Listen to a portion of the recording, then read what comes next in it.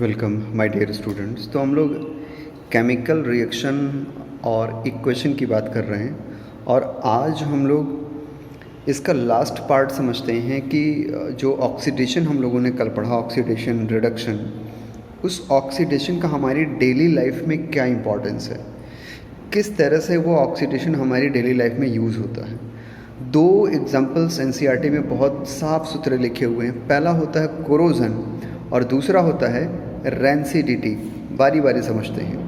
Corrosion is the process in which metals are eaten up gradually by the action of air, moisture or a chemical such as an acid on their surface। तो ये लोहे का structure आप देख रहे हैं, ये बहुत ही कॉमन है। इसको जंग लग जाना कहते हैं, रस्टिंग कहते हैं, है ना। So this is what corrosion.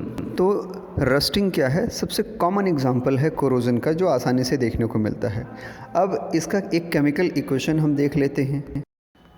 तो आयरन ऑक्सीजन के प्रेजेंस में यानी एयर में ऑक्सीजन के साथ रिएक्शन करता है और H2O यानी मॉइस्चर है यहाँ पे, तो मॉइस्चर के साथ रिएक्ट करके 2Fe2O3.XH2O बनाता है, जिसको हाइड्रेटेड आयरन ऑक्साइड कहते हैं। और इसको हम कहते हैं कि इसका कोरोजन हो गया, जंग लग गया, रस्टिंग हो गई।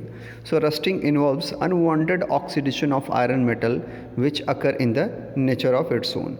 इसके अलावा ये कोरोजन सिल्वर और कॉपर में भी बहुत आसानी से देखने को मिलता है। सिल्वर के साथ H2S का जब रिएक्शन होता है गैसियस फॉर्म में, तो ये सिल्वर सल्फाइड में बदल जाता है। वो जो चांदी पे काले रंग की परत चढ़ जाती है, इसी वजह से होता है, तो वो कोरोजन हो गया उसका। इसी तरह से कॉपर में जब एयर और मॉइस्चर के साथ जब इसका मिक्सचर होता है, यानी जब यहाँ पे कोरोजन होता है किसमें, कॉपर में, तो कॉपर का कलर चेंज हो जाता है और ये ग्रीन कलर में कन्वर्ट हो जाता है। ग्रीन कलर में कन्वर्ट होने का मतलब है कि जो नॉर्मल कॉपर था वो कॉपर कार्बोनेट में कन्वर्ट हो गया, that is CuCO3.CuOH whole twice. Is it clear?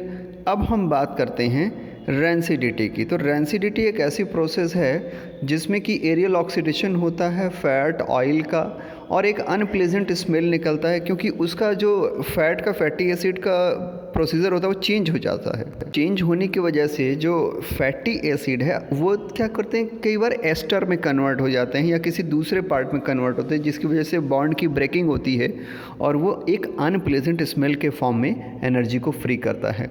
तो हम कहते हैं कि ख़राब हो गया है, सड़ गया है, या उसमें फंगस लग गया, इस तरह से कुछ कह देते हैं। But this is actually rancidity. अब रैंसिडिटी से फूड को कैसे बचाएं, तो उसमें एंटीऑक्सीडेंट अगर मिला दिया जाए तो उस फूड को स्पॉइल होने से हम बचा सकते हैं। ये तो पहला तरीका हो गया। दूसरा तरीका ये हो सकता है कि उसकी पैकेजिंग हम नाइट्रोजन गैस के साथ करें ताकि फिर से स्पॉइलिंग होने से बचाई जा सके। तीसरा तरीका क्या हो सकता है कि रेफ्रिजरेटर में फूड आइटम को रखें और इस तरह से रैंसिडिटी को स्लो किया जा सकता है। ठीक है। चौथा तरीका ये हो सकता है कि आसानी से हम एयर टाइट अगर कंटेनर में रख दें फूड आइटम को, तो कम से कम रैंसिडिटी होगा, बहुत लंबे समय तक फूड आइटम सही रहेगा। और पांचवा तरीका ये हो सकता है कि फूड को सनलाइट से या जो डायरेक्ट लाइट होती है उस इंटेंसिटी से दूर रखा जाए, तो इस तरह से रैंसिडिटी को हम प्रिवेंट कर सकते हैं। तो ये तो था अब तक का चैप्टर जो आप केमिकल रिएक्शन पढ़ रहे हैं। ठीक है, कोई भी प्रॉब्लम हो पूछिए। Thank you.